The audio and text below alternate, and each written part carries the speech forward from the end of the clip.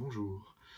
Alors, pour cette quatrième vidéo, je vous ai parlé du dialogue imago et puis aussi de se faire des appréciations. Mais maintenant, je vais vous dire, dans ce moment de confinement, comment on fait pour dialoguer? C'est-à-dire quand on dialogue et comment on fait?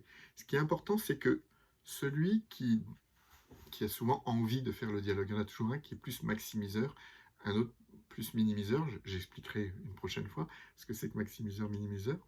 C'est que il y en a toujours un qui a envie de parler, puis que l'autre, il va reporter à plus tard, parce que c'est pas le moment, parce qu'il a besoin de temps.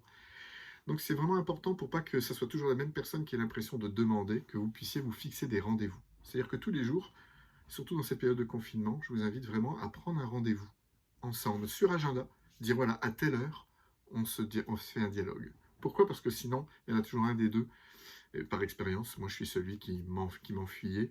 On va toujours trouver une meilleure chose à faire, ou en tout cas trouver des excuses inconscientes ou conscientes pour ne pas faire le dialogue. Parce que c'est un espace où on se rend vulnérable, et la vulnérabilité, ça peut faire peur.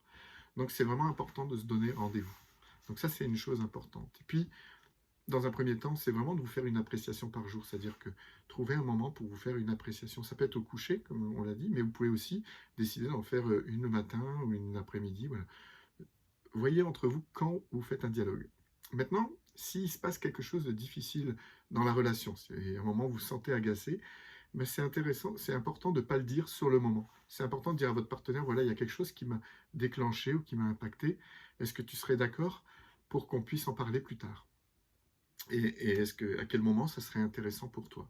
Ça va permettre vraiment à tous les deux de garder le lien et puis aussi de continuer à faire ce que vous avez à faire dans la journée et ne pas rester bloqué sur ce qui s'est passé avant.